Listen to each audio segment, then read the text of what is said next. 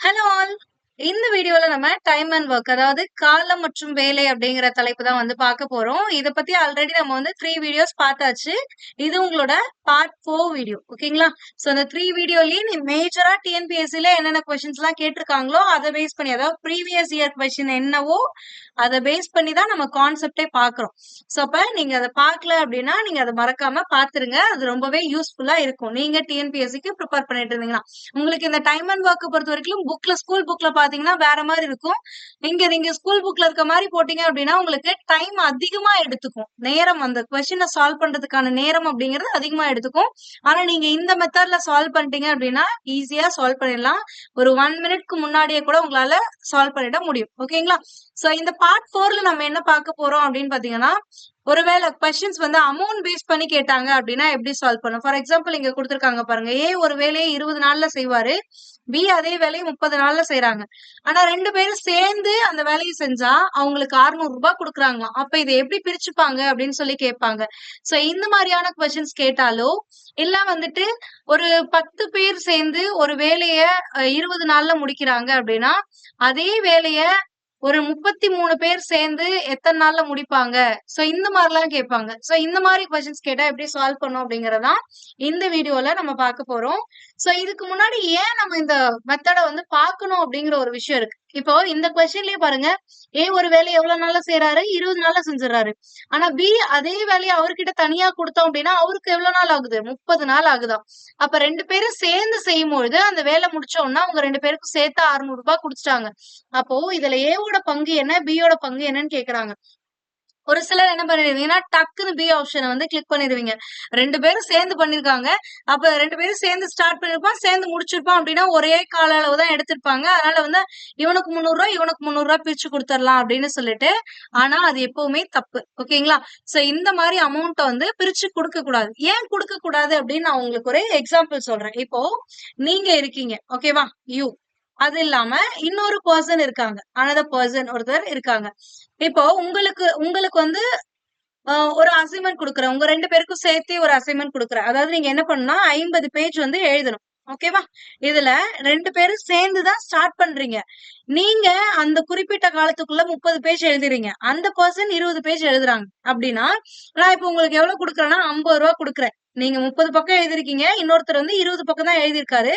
நான் ரூ. 50 குடுக்குறேன் அப்படின்னா, நீங்க 2 பேரும் ஈக்குவலா பிரிச்சுப்பீங்களா? உனக்கு 25 எனக்கு 25ன்னு பிரிக்க மாட்டோம். அப்ப என்ன சொல்லுவோம்?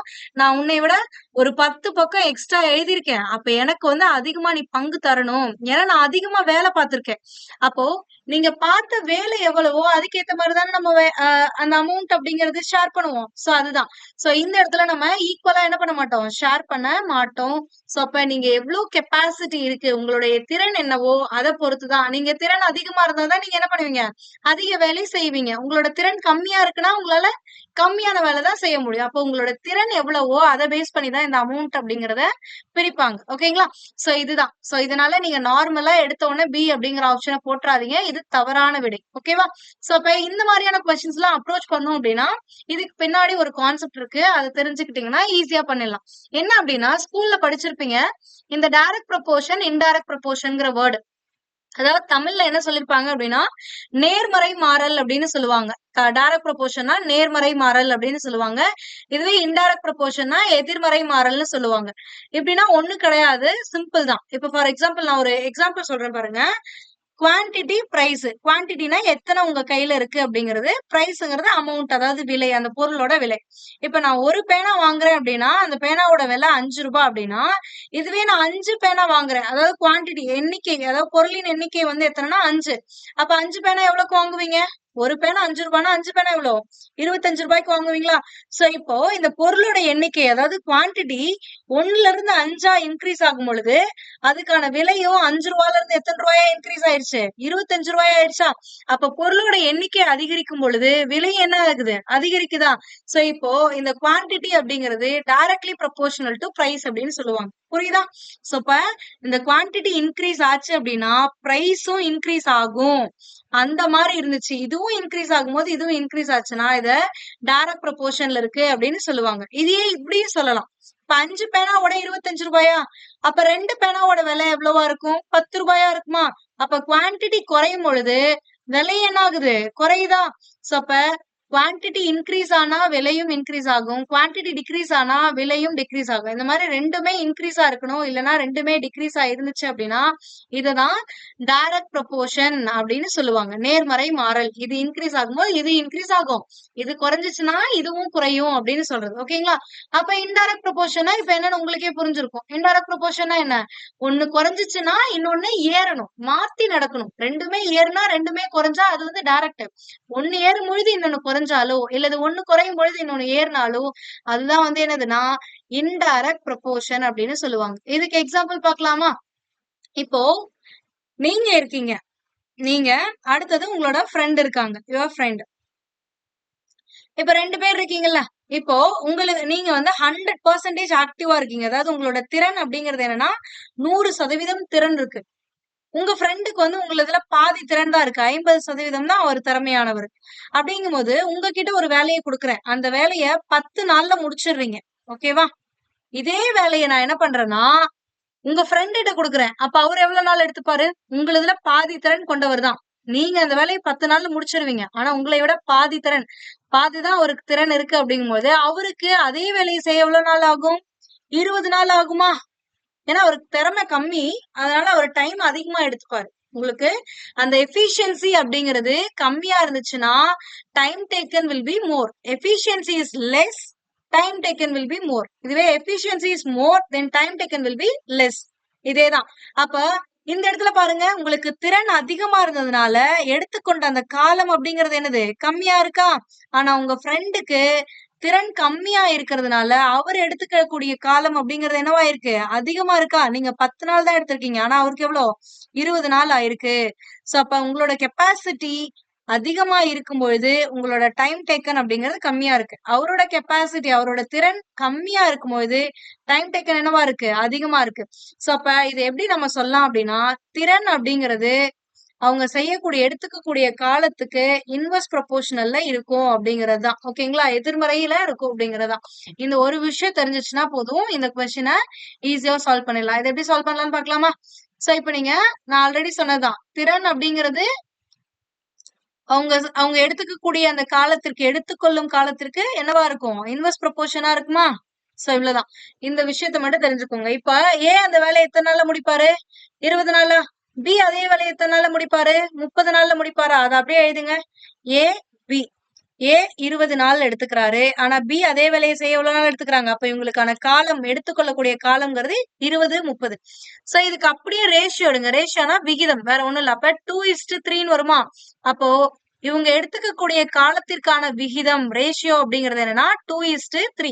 ஆனா திறன் அப்படிங்கிறது என்ன ப்ரொபோர்ஷன்? எப்பவுமே காலத்திற்கு இன்டைரக்ட் ப்ரொபோர்ஷன். இன்டைரக்ட் ப்ரொபோர்ஷன்னா என்ன பண்ணணும்னா இப்ப இந்த அமௌண்ட் அப்படிங்கறது நம்ம எதை பேஸ் பண்ணி தான் எப்பவுமே பிரிச்சு கொடுக்கணும்னா அவங்களோட திறனை பொறுத்து தான் பிரிச்சு கொடுக்கணும். அப்ப திறனுக்கான ரேஷியோ தெரிஞ்சாதான் நல்லா ஸ்பிளிட் பண்ண முடியும்.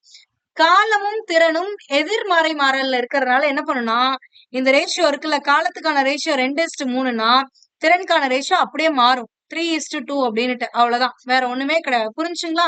ஏன் அப்படி மாத்துறேன் அப்படின்னா அவங்களுக்கு திறன் அதிகமா இருந்துச்சுன்னா அவங்க எடுத்துக்கக்கூடிய டைம் அப்படிங்கிறது கம்மியா இருக்கும். அப்போ ஒன்னு அதிகமா இருக்கும் பொழுது இன்னொன்னு கம்மியா இருந்துச்சுன்னா அது இன்டைரக்ட் ப்ரொபோர்ஷன் சொல்லுவாங்க. சோ அந்த மாதிரி இன்டைரக்ட் ப்ரொபோர்ஷன்ல இருந்துச்சு அப்படின்னா அந்த ரேஷியோவை திருப்பி போட்டுறணும். ஆக்சுவலா நம்ம எதை பேஸ் பண்ணி தான் இந்த அமௌண்ட் ஷேருங்கிறத பிரிக்கணும்? திறன் ரேஷியோவை பேஸ் பண்ணி தான் பிரிக்கணும். அப்ப ஏக்கான திறன் அப்ப A:B அப்படிங்கிறது திறன் ரேஷியோ படி என்னது? 3:2. அப்ப ஏ வந்து 3 பார்ட்ஸ் ஆஃப் ஒர்க் பண்ணுது அப்படின்னா பி எத்தனை வேலை தான் பார்க்கும்? 2 வேலை தான் பார்க்கும் அப்படிங்கறத இதுக்கான மீனிங். ஓகேங்களா? அப்போ மொத்தமா உங்களுக்கு எவ்வளவு கொடுக்குறாங்க? 600 ரூபாய் கொடுக்குறாங்களா? இதுல ஏவோட திறன் ரேஷியோ 3 பார்ட்ஸா? அப்ப ஏக்கு வந்து 3 பார்ட்ஸ் ஆஃப் சேலரி வந்து கொடுக்கணும். பிக்கு வந்து 2 பங்கு கொடுத்தா போதும். ஓகேங்களா? அதுதான் திறன் எவ்வளவோ அதுக்கேத்த மாதிரிதான் நம்ம அமௌண்ட் கொடுப்போம். அப்ப வந்து ஏக்கு 3 பங்கு கொடுத்தோம்னா பிக்கு எத்தனை பங்கு கொடுக்கணும்? 2 பங்கு கொடுக்கணும். அப்ப மொத்தமா இவங்க 2 பேருக்கு சேர்த்து எத்தனை பங்கு ஆச்சு? 5 பங்கு ஆச்சா? ஏக்கு ஒரு 3 பங்கு, பிக்கு வந்து ஒரு 2 பங்கு. அப்ப மொத்தமா 5 பங்கு. இந்த 5 பங்கு அப்படிங்கறத எனக்கு எவ்வளவுன்னு தெரியும்? 600 ரூபான்னு தெரியும். அப்ப அதுல ஒரு பங்கு என்ன? ஒன் பார்ட் என்ன அப்படிங்கறத கண்டுபிடிங்க. ஒன் பார்ட்ங்கிறது என்னவாயிடும்? 120 ரூபான்னு வருமா? அப்ப ஒரு பங்கு அப்படிங்கிறது 120 ரூபானா இப்ப நான் ஏக்கு எவ்வளவு கொடுக்கணும்? 3 பங்கு கொடுக்கணும். அப்ப ஏக்கு 3 பங்குனா 3 × 120ன்னு போடுங்க. எவ்வளவு வரும்? 360 ரூபாய். இதுவே பிக்கு வந்து எவ்வளவு கொடுத்தா போதும்? 2 பங்கு. அப்ப ஒரு பங்கு 120 ரூபானா 2 பங்குனா 2 × 120 போட்டீங்கன்னா 240 ரூபா வந்துருச்சு. புரிஞ்சா? சோ அவ்வளவுதான். அப்ப ஏக்கு 360 ரூபாயும் பிக்கு 240 ரூபாயும் கொடுக்கணும். அப்ப ஆப்ஷன் சி தான் வந்து சரியான விடை. புரிஞ்சுங்களா? சோ எப்பவுமே அவங்க காலம் கொடுப்பாங்க. இதுக்கான ரேஷியோ எடுத்துருங்க. எடுத்துட்டு இந்த ரேஷியோல நீங்க அமௌண்ட் வந்து ஸ்பிளிட் பண்ண கூடாது. எப்பவுமே திறன் எவ்வளவோ அதை பொறுத்துதான் நீங்க அமௌண்ட்டை பிரிச்சு கொடுக்கணும். அப்ப காலத்தோட ரேஷியோ அப்படியே திருப்பி போட்டீங்கன்னா திறனோட ரேஷியோ கிடைக்கும். ஏன் திருப்பி போடுறோம் அப்படின்னா இது இன்டைரக்ட் ப்ரொபோர்ஷன்ல இருக்கறனால திருப்பி போட்டு எடுத்துக்கணும். இதுவே டைரக்ட்ல இருந்தா அப்படியே எடுத்துக்கணும். ஓகேங்களா? அடுத்த கொஸ்டின் பாப்போமா? நெக்ஸ்ட் கொஸ்டின் பாருங்க. ஒரு வேலையை ஏ 10 நாட்களிலும் பி அதே வேலையை 15 நாட்களிலும் செய்து முடிப்பர். இருவரும் சேர்ந்து அவ்வேலையை செய்து 1500 ரூபாயை ஈட்டினால் அத்தொகை எவ்வாறு பிரித்துக் கொள்வர் அப்படின்னு சொல்லி கேட்டிருக்காங்க. அப்ப ஏக்கான காலம் எவ்வளவுன்னு பாருங்க. ஏக்கான காலம் 10 நாள், பிக்கான காலம் எவ்வளவு? 15 நாட்கள். அவ்வளவுதான். ஓகேங்களா? சோ அப்ப 2 பேரும் சேர்ந்துதான் வேலை பாக்குறாங்க 1500 ரூபாய்க்கு. இதை எப்படி பிரிச்சுப்பாங்க அப்படின்னு சொல்லி கேக்குறாங்க. நம்ம முன்னாடி பண்ண மாதிரியே தான். அப்ப காலத்துக்கான ரேஷியோ எடுங்க. ரேஷியோ எடுத்தா 2:3 ரேஷியோ வருமா? அப்ப காலத்துக்கான ரேஷியோல நம்ம அமௌண்ட்டை பிரிக்க கூடாது. அப்ப எதுக்குதான் பிரிக்கணும்? திறன் ரேஷியோவை பொறுத்து தான் பிரிக்கணும். காலமும் திறனும் இன்டைரக்ட் ப்ரொபோர்ஷனால இந்த ரேஷியோ என்ன பண்ணிடணும்? திருப்பி போட்டுக்கணும். அப்ப 3:2 எடுத்துக்கணும். அப்ப திறன் ரேஷியோல வச்சு பிரிங்க. அப்ப A:B அப்படிங்கிறது என்ன ஆயிடுச்சு? இப்ப 3:2. ஏன்னா திறன் ரேஷியோ தான் நம்ம எடுத்துக்கணும். இதை எடுத்துக்கூடாது. அப்ப ஏக்கு வந்து 3 பங்கும் பிக்கு 2 பங்கும் கொடுக்கணும். ஓகேங்களா? சோ அப்ப மொத்தமா எவ்வளவு கொடுத்திருக்காங்க? அமௌண்ட் 1500 ரூபாய் கொடுத்திருக்காங்க. அப்ப ஏக்கு 3 பங்கு பிக்கு 2 பங்குனா மொத்தமா எத்தனை பங்கு? 5 பங்கா? இந்த 5 பங்குங்கிறதா எவ்வளவு? 1500 ரூபாய். ஓகேவா? சோ அப்ப ஒரு பங்கு எவ்வளவுன்னு கண்டுபிடிங்க. 1500/5 போட்டீங்கன்னா 300 ரூபாய் வருதா? அப்ப ஒரு பங்கு அப்படிங்கிறது 300 ரூபாய். ஓகேவா? சோ இப்ப என்ன சொல்லிருக்கான்? ஏக்கு எத்தனை பங்கு கொடுக்கணும்? 3 பங்கு கொடுக்கணும். அப்ப ஒரு பங்கு 300 ரூபாய்னா 3 பங்கு என்னது? 3 × 300. 2 பங்குங்கிறது 2 × 300. சோ அப்ப 900 ரூபாய் ஒருத்தருக்கு எவ்வளவு கொடுக்கணும்? 600 ரூபாய் கொடுக்கணும். சோ இவ்வளவுதான். புரிஞ்சுங்களா? எப்பவுமே கொடுத்திருக்க காலத்துக்கு ரேஷியோ எடுத்துக்கோங்க. அதுக்கு அப்படியே ஆப்போசிட்டா போட்டீங்கன்னா திறன் ரேஷியோ. இந்த திறன் ரேஷியோவை பொறுத்துதான், அவங்களோட கெப்பாசிட்டியை பொறுத்து, எஃபிஷியன்சியை பொறுத்துதான் நீங்க அமௌண்ட்டை பிரிச்சு கொடுக்கணும். அதனாலதான் நீங்க இந்த இடத்துல இந்த திறன் ரேஷியோ கண்டுபிடிக்கிறீங்க. புரிஞ்சா? அடுத்தது இந்த கொஸ்டின் பாருங்க. எக்ஸ் ஒரு வேலையை 18 நாட்களிலும் ஒய் அதை 24 நாட்களிலும் செய்து முடிப்பர். அப்ப எக்ஸ் காலம்கான ரேஷியோ கண்டுபிடிங்க. A:B என்னன்னு? A எவ்வளவு? 18. Sorry, X:Y. X:Y. அப்ப எக்ஸ் எவ்வளவு? 18 நாள். இது வந்து 24. அப்ப ரேஷியோ கண்டுபிடிச்சா என்னது? 3 18, 4 24. அப்ப 3:4 ரேஷியோன்னு வருது. இது என்னதுன்னா காலத்துக்கான ரேஷியோ. ஆனா நம்ம அமௌண்ட் எப்பவுமே என்ன பண்ணுவோம்? திறன் ரேஷியோ வச்சுதான் பிரிப்போம். அப்ப திறன் ரேஷியோ கண்டுபிடிங்க. காலத்தோட ரேஷியோ 3:4னா திறனுக்கு என்னது? 4:3 மாறிடும். அப்ப இதை பொறுத்துதான் நீங்க கொடுக்கணும். ஓகேவா? சோ அப்ப இதுல என்ன சொல்றாங்கன்னா, வேலையை செய்து 42,000 வந்து வாங்குறாங்க. அதுல ஒய்க்கு எவ்வளவு கிடைக்கும் மட்டும்தான் கேக்குறாங்க. அப்ப மொத்தமா உங்களுக்கு கிடைக்கக்கூடிய அமௌண்ட் 42,000. அப்ப எக்ஸுக்கு எவ்வளவு பார்ட் ஆஃப் இது கொடுக்குறாங்க? 4 பங்கு வந்து கொடுக்குறாங்க. இதுவே ஒய்க்கு எத்தனை பங்கு கொடுக்குறாங்க? 3 பங்கு தான் வந்து ஷேர் கொடுக்குறாங்க. அப்ப 2 பேருக்கு சேர்த்து மொத்தமா எத்தனை பங்கு? 7 பங்கு. அந்த 7 பங்குங்கிறது தான் எவ்வளவு? மொத்தமா இருக்கிறது தான் 42,000 ரூபாய். ஓகேங்களா? 2 பேரும் சேர்த்து 7 பங்கு. அதுதான் இந்த 42,000 ரூபாய். அப்போ ஒரு பங்கு எவ்வளவுன்னு கண்டுபிடிங்க. 1 7 6 7 42. அப்ப 6,000 ரூபாய் தான் ஒரு பங்கு அப்படிங்கிறது. இந்த ஒரு பங்கு கண்டுபிடிச்சிட்டீங்கன்னா இப்ப யாரோடது கேக்குறாங்க? ஒய்க்கு எவ்வளவு தொகை கிடைக்கும்? ஒய்க்கு நான் எத்தனை பங்கு கொடுக்கணும்? 3 பங்கு கொடுக்கணுமா? அப்ப 3 × 6,000 போட்டா ஒரு பங்கு 6,000 ரூபானா 3 பங்குனா 3 × 6,000 3 18. அப்ப எவ்வளவு கொடுக்கணும்? நானு 18,000 ரூபாய் ஒய்க்கு கொடுக்கணும். இதுவே எக்ஸுக்கு கேட்டாங்கன்னா என்னது? 4 24. அப்ப 24,000 ரூபாய் எக்ஸுக்கு கொடுக்கணும். சோ இப்படிதான் பிரிக்கணும். ஓகேங்களா? சோ இந்த கொஸ்டினுக்கான ஆன்சர் என்ன அப்படிங்கறத நீங்க கமெண்ட் பண்ணுங்க. இதுல ஏ வந்து 20 நாள்ல முடிக்கிறான், பி 25 நாள்ல முடிக்கிறான் அப்படின்னா 2 பேரும் சேர்ந்து அந்த வேலையை செஞ்சா 3600 ரூபாய் ஈட்டுறாங்க அப்படின்னா அதுல ஏக்கு எவ்வளவு ஷேர் கொடுக்கணும் அப்படிங்கறதுக்கான ஆன்சரை போட்டுட்டு அதை நீங்க கமெண்ட் பாக்ஸ்ல சொல்லுங்க. அண்ட் இதுக்கான கரெக்ட் ஆன்சரை நாங்க பின் பண்ணி வைக்கிறோம். ஓகேங்களா? சோ அடுத்த டைப் ஆஃப் கொஸ்டின் பார்க்கலாமா? அடுத்த டைப் ஆஃப் கொஸ்டின் ரொம்பவே ஈஸியான ஒரு கொஸ்டின். இதுக்கு நீங்க வந்து ஒரு ஃபார்முலா மாதிரி ஞாபகம் வச்சுக்கோங்க. இது ஃபார்முலா கிடையாது. நம்ம ஆல்ரெடி பார்த்த இந்த direct proportion indirect proportion concept தான். பட் நீங்க அந்த அளவுக்கு அதை எடுத்துக்கணும்னு அவசியம் இல்லை. ஓகேங்களா? M1 D1 H1 divided by W1 which is equal to M2 D2 H2 divided by W2 ன்னு எடுத்துக்கோங்க. இதுல என்னன்னா ஒரு குரூப் ஒரு வேலையை பண்றதுக்கான டைமை கொடுத்துருப்பான். அதே மாதிரி இன்னொரு குரூப் பண்ண எவ்வளவு நேரம் கேட்பாங்க. கொஸ்டின் பார்த்தா உங்களுக்கு ஈஸியா புரிஞ்சிடும். பட் இப்போதைக்கு இந்த டேர்ம்ஸ்க்கான மீனிங் என்னன்னு பாத்துக்கோங்க. M அப்படின்னா நீங்க எதை சப்ஸ்டியூட் பண்ணா எத்தனை பேர் இருக்காங்க, அந்த ஆட்களோட எண்ணிக்கை கொடுத்திருக்காங்க அப்படின்னா அததான் எம் வேல்யூவா எடுத்துக்கணும். ஓகேங்களா? ஒரு சில டைம் என்ன பண்ணுவாங்கன்னா திறன் விகிதம் கொடுப்பாங்க. விகிதம்னா ரேஷியோ. ஓகேவா? எஃபிஷியன்சி ரேஷியோ கொடுப்பாங்க. அந்த மாதிரி எஃபிஷியன்சி ரேஷியோ கொடுத்தாங்க அப்படின்னா அதை நீங்க எம் வேல்யூவா எடுத்துக்கலாம். சம்டைம்ஸ் எத்தனை பேர்னு கொடுப்பாங்க, அதை நீங்க எம் வேல்யூவா எடுத்துக்கலாம். ஒரு சில நேரம் இந்த திறன் விகிதம் கொடுப்பாங்க, அதை நீங்க என்ன பண்ணணும், எம் வேல்யூவா எடுத்துக்கணும். டி அப்படிங்கிறது number of days. Number of டேஸ்னா எத்தனை நாள் அவங்களுக்கு வந்து எடுத்துக்கிறாங்க அந்த வேலையை செய்யறதுக்கு அப்படிங்கறதுதான் டி. இதுவே ஹெச் அப்படிங்கிறது என்னன்னா number of hours per day. அதாவது ஒரு நாளைக்கு எத்தனை மணி நேரம் வேலை செய்வாங்க, எவ்வளவு மணி நேரம் வந்து வேலை செய்வாங்க ஒரு நாளைக்கு அப்படிங்கறது தான் இந்த ஹெச் அப்படிங்கிறது. டபிள்யூ அப்படிங்கிறது என்னன்னா எத்தனை வேலை பாக்குறாங்க, இந்த குரூப் எவ்வளவு வேலை பாக்குறாங்க, அதே மாதிரி வேலை இவங்க பாக்குறாங்களா அப்படின்ற மாதிரி இருக்கும். வேலையின் மடங்கு கொடுத்திருப்பாங்க. ஓகேங்களா? எவ்வளவு வேலை செய்யணும் அப்படிங்கறத பத்தி கொடுத்தாங்கன்னா அதை நீங்க வந்து டபிள்யூவா எடுத்துக்கணும். இதுல என்ன அப்படின்னா இந்த ஃபார்முலா வந்து கொஸ்டின்க்கு ஏத்த மாதிரி மாறும். உங்களுக்கு ஒரு சில கொஸ்டின்ல ஹவர்ஸ் பத்தி எதுவுமே கொடுத்திருக்க மாட்டான். எத்தனை மணி நேரம் ஒரு நாளைக்கு வேலை செய்யறாங்க அப்படிங்கறத பத்தி கொடுத்திருக்கவே மாட்டாங்க. அந்த மாதிரி எந்த டேட்டா குடுக்கலையோ அந்த டேர்மை எடுத்துடணும். இப்ப ஃபார் எக்ஸாம்பிள் இந்த ஒரு கொஸ்டின்ல மணின்னு ஒரு வேர்டு இல்ல அப்படின்னா நீங்க இந்த ஃபார்முலால இருந்து H1 H2 அப்படிங்கிற ரெண்டு டேர்மையும் எடுத்துடணும். புரிஞ்சா? இதுவே ஒர்க் பத்தி எதுவுமே அவங்க சொல்லல அப்படின்னா இந்த டபிள்யூங்கிறதையும் எடுத்துடணும். இதுவே சேம் ஒர்க் அப்படின்னு கொடுப்பாங்க, அதே வேலையை அப்படின்னு சொல்லுவாங்க. அந்த மாதிரி கொடுத்தாங்க அதே வேலையைன்னு கொடுத்தாலுமே இந்த டபிள்யூ அப்படிங்கறத நீங்க எடுத்துடணும். ஏன்னா W1 எவ்வளவு வேலை செய்யறாங்களோ அதே வேலையை இந்த குரூப்பும் பண்றாங்கன்னா அப்ப இது என்ன ஆயிடும், W1 ஆயிருமா? அப்ப இதுவும் கேன்சல் ஆயிடும்ல. அதனாலதான் டபிள்யூங்கிற டேர்ம் எடுத்துடணும். இது கொஸ்டின்ல பாத்தீங்கன்னா இன்னும் புரியும். இப்ப என்ன கொடுத்திருக்கான், 6 ஆட்கள் ஒரு வேலையை 50 நாட்களில் 50 டேஸ்ல முடிப்பாங்க அப்படின்னா 6 persons can do a work in 50 daysனா 10 ஆட்கள் 10% வந்து அதே வேலைய எத்தனை நாள்ல முடிப்பாங்க அப்படின்னு சொல்லி கேட்டிருக்காங்க. இப்ப அந்த வேலையேன்னு சொல்லிட்டாங்க, அதே வேலைதான். அப்போ இந்த ஃபார்முலா படி பார்த்தோம்னா இங்க ஏதாவது மணியை பத்தி சொல்லியிருக்காங்களா, ஒரு நாளைக்கு இத்தனை மணி நேரம் வேலை செய்வாங்கன்னு குடுக்கல இல்ல. சோ அப்ப மணியை பத்தி குடுக்கலன்னா நம்ம என்ன பண்ணணும், இந்த ஹெச் அப்படிங்கிற டேர்மை எடுத்துடணும். அப்ப ஹெச் எடுத்துட்டோம்னா மீதி என்ன இருக்கும், M D W, M1 D1 W1 which is equal to M2 D2 W2 தானே இருக்கும். ஆனா இந்த கொஸ்டின்ல உங்களுக்கு வேலை பத்தி ஏதாவது சொல்லியிருக்காங்களா, அதே வேலைன்னு சொல்லிட்டாங்க. அப்ப டபிள்யூங்கிறதையும் எடுத்துடணும். அப்ப மீதி இருக்கிறது என்னவோ அதுதான் உங்களுக்கான ஃபார்முலா. அப்ப M1 D1 equal to M2 D2 அவ்வளவுதான். சோ அப்ப எம்னா எதை எடுத்துக்கலாம், எத்தனை பேர் வேலை செய்யறாங்களோ அதை எடுத்துக்கிறோம். அப்ப 6 பேர் எத்தனை நாள் வேலை செய்யறாங்க, 50 நாள்ல முடிச்சிடுறாங்க. அப்ப 6 பேரு இவங்களுக்கான எத்தனை காலம் எடுத்துக்கிறாங்களோ அதுதான் D1 எடுத்துக்கணும். அப்ப இவங்க எத்தனை நாள் எடுத்துப்பாங்க, 50 நாள்ல எடுத்துக்கிறாங்க. இதே வேலைய 10 பேர், அப்ப M2 அப்படிங்கிறது 10 பேர் செஞ்சாங்கன்னா எவ்வளவு காலம் எடுத்துக்கணும், அவ்வளவுதான். சோ அப்ப இந்த 10 அப்படிங்கிறது இங்க மல்டிபிள் இருக்குல்ல, இது இந்த சைட் போகும்போது டினாமினேட்டருக்கு போகும். ஆனா நீங்க அந்த கால்குலேஷன் எல்லாம் போயிட்டு இருக்காதீங்க. ஈக்குவலுக்கு லெஃப்ட் சைடு ரைட் சைடு அப்படியே கேன்சல் பண்ணலாம். நியூமரேட்டர் கேன்சல் பண்ணலாம், டினாமினேட்டர் கேன்சல் பண்ணலாம்.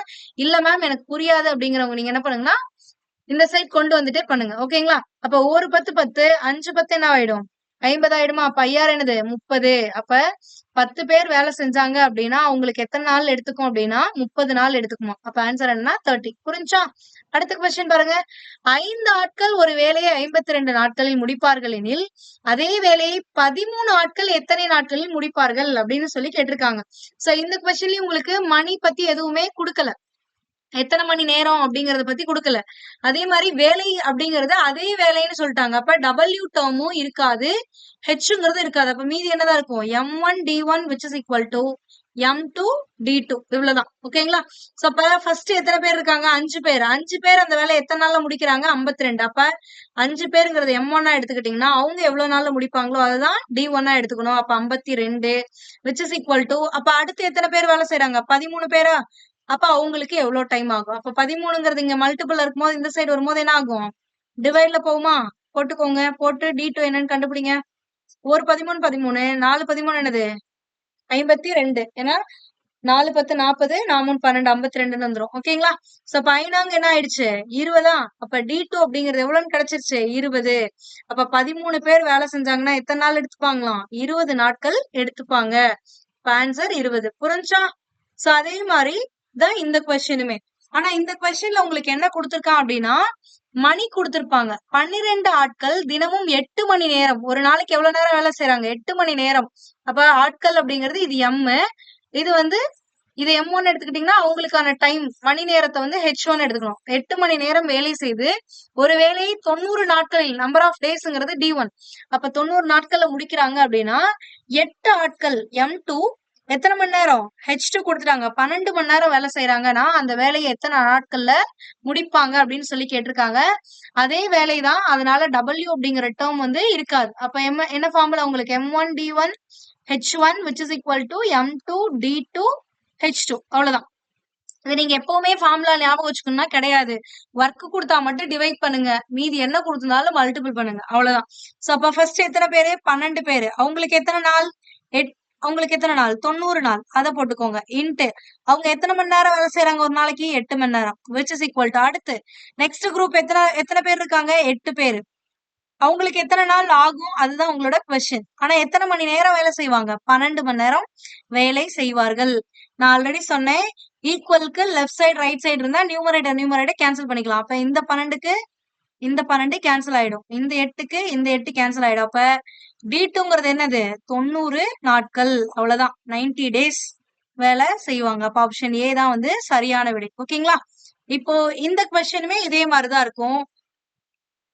அப்ப இந்த கொஸ்டினுக்கான ஆன்சர் என்ன அப்படிங்கறத நீங்க கமெண்ட் பண்ணுங்க. இது உங்களோட 2வது பிராக்டிஸ் கொஸ்டின். ஆல்ரெடி ஃபர்ஸ்ட் டைப்ல ஒரு கொஸ்டின் கொடுத்தனா, இது உங்களுக்கு வந்து செகண்ட் பிராக்டிஸ் கொஸ்டின். இதுக்கான ஆன்சர் என்னங்கிறதையும் கமெண்ட் பண்ணுங்க.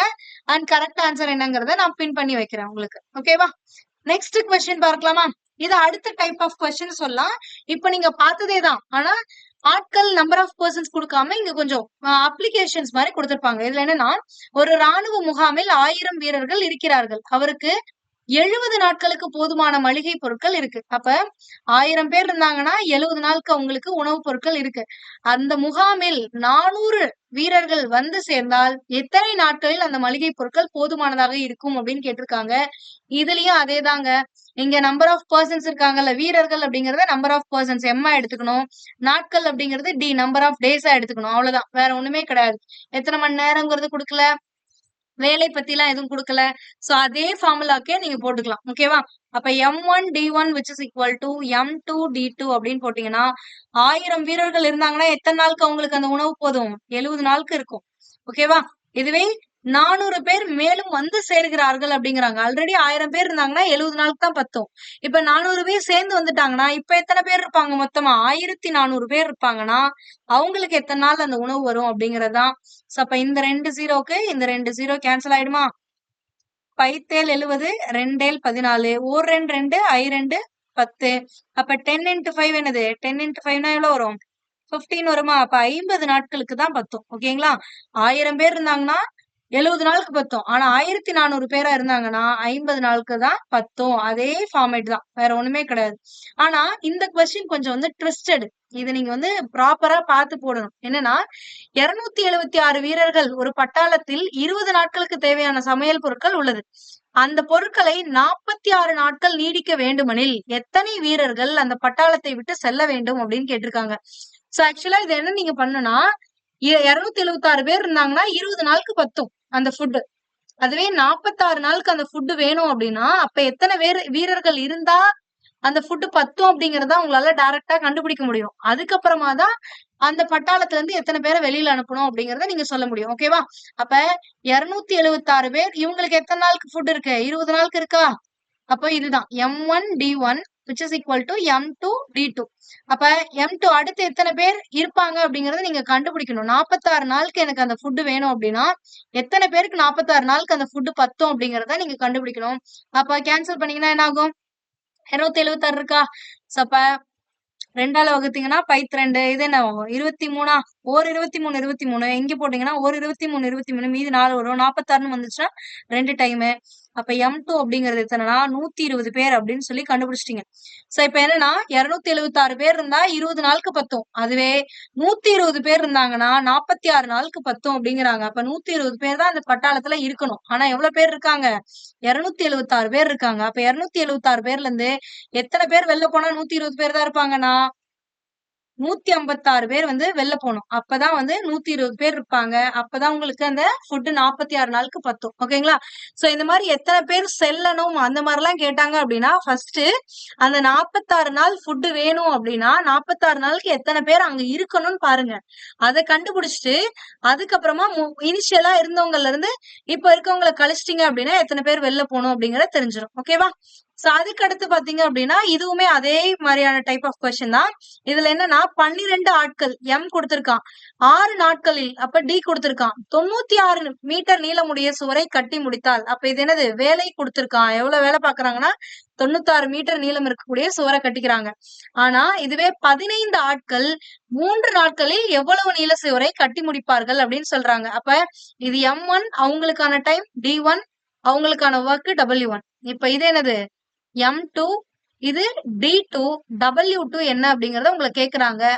டைமை பத்தி கொடுக்கல, அதாவது எத்தனை மணி நேரம் ஒரு நாளைக்கு வேலை பாக்குறாங்கன்னு கொடுக்கலன்னு நம்ம என்ன பண்ண மாட்டோம், அந்த டேர்மை எடுத்துக்க மாட்டோம். அப்ப M1 D1 divided by W1 which is equal to M2 D2 divided by W2. அப்ப எத்தனை பேர் ஃபர்ஸ்ட் இருந்தாங்க? 12 பேர். 12 பேர் எத்தனை நாள் வேலை செய்யறாங்க? 6 நாள். 6 நாள் வேலை செஞ்சா எவ்வளவு வேலை முடிப்பாங்க? 96 வேலை முடிப்பாங்க. அப்ப 15 பேர் இருந்தா எத்தனை நாள்? 3 நாள்ல எவ்வளவு வேலை முடிப்பாங்க அப்படிங்கறதா கொஸ்டின். புரிஞ்சா? சோ அப்ப கேன்சல் பண்ணுங்க. ஓரார் 6, ஓரார் 6, 6 36, முன்னாங்கு 12, நன்னாங்கு 16. இந்த 3க்கு என்ன ஆகும்? இந்த 3 கேன்சல் ஆயிடுமா? அடுத்தது இப்ப கிராஸ் மல்டிபிள் பண்ணுமா? இப்ப என்ன இருக்குன்னா இங்க 1/4 which is equal to 15/W2 இருக்கா? அப்ப இந்த W2 இப்படி வரும், இந்த 15 into 4 வந்துரும். அப்ப 15 into 4 தான் வந்து என்னது? W2. அப்ப 15 into 4 தான் என்னது?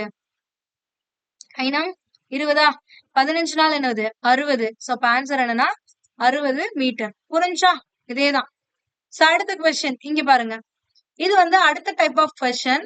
இதுல என்ன அப்படின்னா இதே ஃபார்முலாவை நீங்க யூஸ் பண்ணிக்கலாம். இதை யூஸ் பண்ணீங்கன்னா உங்களுக்கு இன்னும் ஈஸியா முடிஞ்சிடும். அதுக்காக தான். சோ இது என்னன்னா ஏபிஐ போல் 2 மடங்கு திறமையானவர், நல்ல வேலையாள். அவர்கள் இருவரும் ஒரு வேலையை 18 நாட்கள் முடிக்கிறார்கள் எனில் ஏ மட்டும் அந்த வேலையை செய்ய எவ்வளவு நாட்கள் ஆகும் அப்படின்னு கேக்குறாங்க. ஏ பி போல எத்தனை மடங்கு திறமையானவர்? 2 மடங்கு திறமையானவர். அப்ப ஏ வந்து பி மாதிரி 2 மடங்கு இருப்பாங்க அப்படின்னு சொல்றாங்க. அப்ப இதை வச்சு ஒரு ரேஷியோ ஃபார்ம் பண்ணுங்க. ஓகேவா? அப்ப திறன் ரேஷியோ, திறமை தானே கொடுத்திருக்காங்க. அப்ப திறன் ரேஷியோ ஃபார்ம் பண்ணுங்க. ஏ பிஐ போல், அப்ப பிஐ போல்னா பி 1 மடங்கு இருந்தானா ஏ எத்தனை மடங்கு இருப்பான்? 2 மடங்கு இருப்பான். அப்ப ரேஷியோ என்னதுன்னா 2:1 ரேஷியோ, திறன் ரேஷியோ அப்படிங்கறத கண்டுபிடிச்சிருங்க.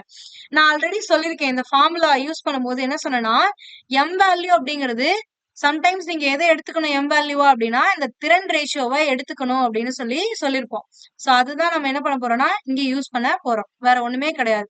அப்ப எம் வேல்யூங்கிறது எதை யூஸ் பண்ண போறோம்? திறன் ரேஷியோவை எடுத்துக்க போறோம். அப்ப ஏவோட எம் வேல்யூ அப்படின்னா 2, பியோட எம் வேல்யூ அப்படின்னா 1. ஓகேங்களா? சோ இப்ப இவங்க கொடுத்திருக்கிறது படி இங்க நம்பர் ஆஃப் டேஸ் மட்டும்தான் இருக்கு.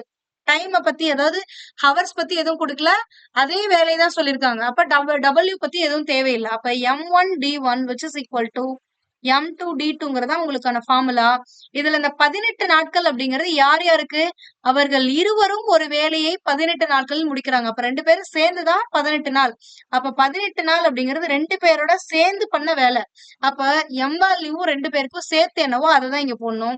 ஏ 2ம் பி 1ம், அப்ப 3 எம் வேல்யூ அப்படின்னு போடுறோம். ஓகேங்களா? இப்ப என்ன கேக்குறாங்க? ஏ மட்டும் வேலையை செய்ய எத்தனை நாட்கள் அப்படின்னு கேக்குறாங்க.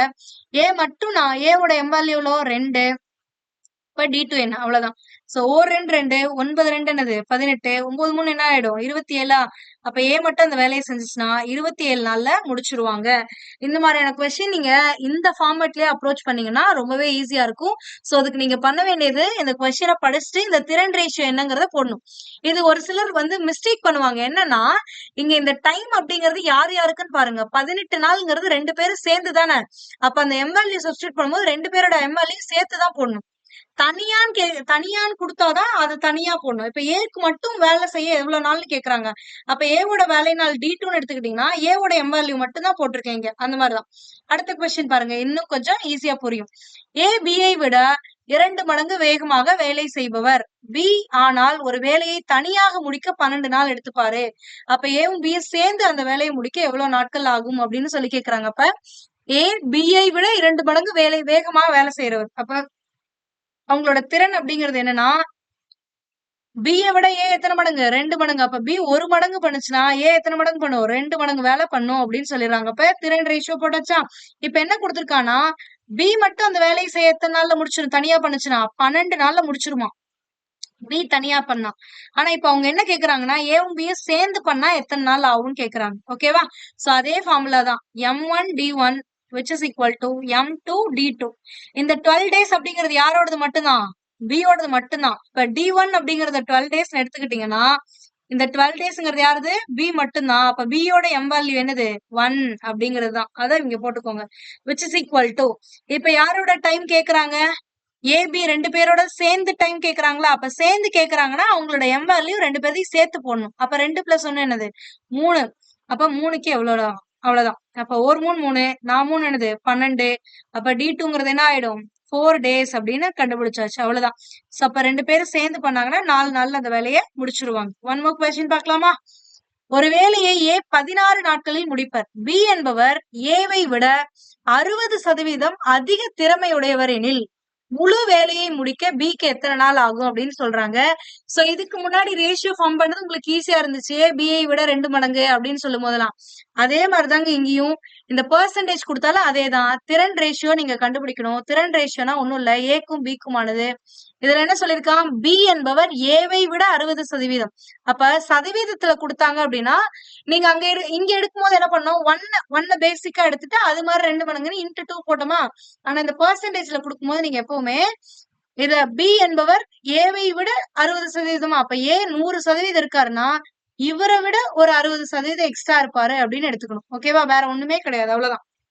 அப்ப சதவீதம்னு கொடுத்தாங்கன்னா ஏ 100% இருந்தாங்கன்னா இவனை விட 60% எக்ஸ்ட்ரா இருப்பாங்க. அப்ப 160%. அங்க எப்படி பேஸ் வேல்யூவா 1 எடுத்துக்கிட்டோமோ அதே மாதிரி பெர்சன்டேஜ் வரும்போது பேஸ் வேல்யூவா 100 எடுத்துக்கணும். 100 எடுத்துட்டு இவங்கள மாதிரி இவங்க எவ்வளவு எக்ஸ்ட்ரா இருக்காங்களோ அதை 100ஓட கூட்டி போட்டுக்கணும். அப்ப திறன் ரேஷியோ அப்படிங்கிறது என்னன்னா இவன் இந்த 100%னா இவன் பிங்கிறது 160% இருக்கும். இதை அப்படியே வச்சுக்கோங்க. இப்ப என்ன பண்றாங்க ஏன் அந்த வேலையை எத்தனை நாள்ல முடிச்சிருவாங்க தனியா பண்ணா 16 நாட்கள்ல முடிச்சிருவாங்க. ஆனா இப்ப என்ன கேக்குறாங்க அந்த முழு வேலையும் செய்ய பிக்கு எவ்வளவு நாள் ஆகும் அப்படின்னு சொல்லி கேட்டிருக்காங்க. இதுக்கும் அதே ஃபார்முலா தான் m1d1 which is equal to m2d2. அவ்வளவுதான். இங்க இருக்கக்கூடிய இந்த திறன் ரேஷியோவை நீங்க எம் வேல்யூவா எடுத்துக்கணும். இந்த 16 நாள்ங்கிறது யாரோடது மட்டும்தான் ஏ வேலை செய்யறதுக்கான நாள் மட்டும்தான். அப்ப 16ங்கிறது d1னா ஏவோட எம் வேல்யூ மட்டும் போடுங்க. ஏவோட எம் வேல்யூ எவ்வளவு 100%. அவ்வளவுதான். இதை அப்படியே போட்டுக்கோங்க. சிம்பிளிஃபை பண்ணியும் நீங்க எடுத்துக்கலாம் இங்கே இல்ல அப்படியே எடுத்துக்கிறனால எடுத்துக்கலாம். இப்ப அடுத்து யாரோடது கேக்குறாங்க பியோட தானே கேக்குறாங்க. அப்ப பியோடது டைம் எவ்வளவுன்னு கேக்குறாங்க எத்தனை நாள்னு கேக்குறாங்க. அப்ப பியோட எம் வேல்யூ எவ்வளவு 160%. அவ்வளவுதான். இப்ப என்ன ஆகும் இந்த பெர்சன்டேஜ் சிம்பிளுக்கு இங்க இருக்க பெர்சன்டேஜ் சிம்பிள் கேன்சல் ஆயிடுமா. ஒரு ஜீரோக்கு இங்க இருக்க ஒரு ஜீரோ கேன்சல் ஆயிடும். இந்த 16க்கு இந்த 16 கேன்சல் ஆயிடும். அப்ப D2ங்கிறது எவ்வளவு 10 அப்படின்னு வந்துருச்சா. அப்போ பி அந்த வேலையை தனியா முடிக்கணும்னா எத்தனை நாள் ஆகும் 10 நாள் ஆகும். அவ்வளவுதான். புரிஞ்சுங்களா. சோ அப்ப இந்த கொஸ்டினுக்கான ஆன்சர் என்ன அப்படிங்கறது இது சேம் கொஸ்டினா இல்ல. சோ இந்த கொஸ்டினை நீங்க போட்டுட்டு இந்த கொஸ்டினுக்கான ஆன்சர் என்ன அப்படிங்கறத கமெண்ட் பண்ணுங்க. ஓகேங்களா. சோ உங்களுக்கு 3 கொஸ்டின்ஸ் கொடுத்திருக்கேன். இது உங்களோட தேர்ட் கொஸ்டின். இது தேர்ட் பிராக்டிஸ் கொஸ்டின். இதுக்கு முன்னாடி இந்த டைப் கொடுத்தோம். இந்த டைப்ல செகண்ட் பிராக்டிஸ் கொஸ்டின் இது கொடுத்தோம். அடுத்தது இந்த 2 கொஸ்டின் ஏதாவது செகண்ட் கொஸ்டின் தேர்ட் கொஸ்டின் ஒரே ஃபார்மேட் தான். ஓகேங்களா. அதுக்கு முன்னாடி என்ன கொடுத்தோம் இந்த கொஸ்டின் இந்த அமௌண்ட் பேஸ்டு ஒரு கொஸ்டின். மொத்தமா உங்களுக்கு 3 கொஸ்டின்ஸ் கொடுத்திருக்கேன். எகைன் டிஸ்பிளே பண்றேன். இது உங்களோட ஃபர்ஸ்ட் கொஸ்டின். பாஸ் பண்ணிட்டு போட்டு பாருங்க. ஓகேங்களா. அடுத்து உங்களோட செகண்ட் கொஸ்டின் இந்த கொஸ்டின். இப்ப இத பாஸ் பண்ணிட்டு போட்டு பாருங்க. லாஸ்டா உங்களுக்கு கொடுத்திருக்க ஹோம்வொர்க் கொஸ்டின் அப்படிங்கிறது இந்த கொஸ்டின். இந்த 3 கொஸ்டின்ஸ்க்கான ஆன்சர்ஸ் என்ன அப்படிங்கறத நீங்க பிராக்டிஸ் பண்ணிட்டு கமெண்ட் பாக்ஸ்ல கமெண்ட் போடுங்க. சோ அதுக்கான கரெக்ட் ஆன்சரை நான் பின் பண்ணி வைக்கிறேன் கமெண்ட் பாக்ஸ்ல. ஓகேங்களா. இதுல ஏதாவது உங்களுக்கு டவுட் இருக்கு அப்படின்னா நீங்க கேளுங்க. அதுக்கான எக்ஸ்பிளனேஷனை நான் இன்னொரு வீடியோல கூட கொடுக்குறேன். ஓகே. தேங்க்யூ. நெக்ஸ்ட் வீடியோல பார்க்கலாம். இன்னும் உங்களுக்கு இதுல டைப்ஸ் இருக்கு. இன்னுமே இருக்கு. இப்போ ஒரு 10 ஆண்கள் 20 பெண்கள் சேர்ந்து ஒரு வேலையை முடிக்கிறாங்க அப்படின்னா 20 ஆண்கள் 40 பெண்கள் சேர்ந்து அந்த வேலையை எவ்வளவு நாள்ல முடிப்பாங்க அப்படின்னு சொல்லி கேட்பாங்க. அது இருக்கு. சோ அதுக்கு நீங்க இந்த ஃபார்முலாவை யூஸ் பண்ண முடியாது. எந்த ஃபார்முலானா நம்ம நார்மலா இப்ப சொன்னோம்ல இந்த ஃபார்முலாவை யூஸ் பண்ண முடியாது. இது எப்ப யூஸ் பண்ணோம் அப்படின்னா இதுக்கு ஒரு ரெஸ்ட்ரிக்ஷன் இருக்கு. அதை மறந்துட்டேன். சாரி. என்னன்னா ஆட்கள் அப்படின்னு குடுத்தாங்கன்னா, இங்க 10 ஆண்கள்னு குடுத்தா, அதே 10 பெண்கள் 10 ஆண்கள்னா ஆண்களே குடுக்கணும். இப்ப 10 ஆண்களுக்கு 20 நாள் எடுத்துக்கிச்சுன்னா, 30 ஆண்களுக்கு எவ்வளவு நாள் எடுக்கும்? அந்த கேட்டகரிங்கிறது அந்த கேட்டகரிங்கிறது ஜெண்டர் கேட்டகரிங்கிறது ரொம்பவே இம்பார்ட்டன்ட். ஆண்கள் குடுத்து ஆண்களுக்கே கேட்டா தான் நீங்க இந்த ஃபார்முலா யூஸ் பண்ண முடியும். அதே மாரி பெண்கள் எத்தன பேர்ன்னு குடுத்து, அடுத்து இன்னொரு பெண்கள் அவ்வளோன்னு கேட்டா தான் குடுக்க முடியும். இதுவே குழந்தைகள்னு குடுத்து குழந்தைகள்னு கேட்டா தான் சொல்ல முடியும். ஒரே கேட்டகரியில இருந்தா தான் இந்த ஃபார்முலா யூஸ் பண்ண முடியும். இல்லன்னா நீங்க இந்த ஃபார்முலாவ யூஸ் பண்ண கூடாது. ஓகேங்களா? அதையும் கிளியரா பாத்துக்கோங்க. ஓகே? சோ நெக்ஸ்ட் வீடியோல பார்க்கலாம். Thank you.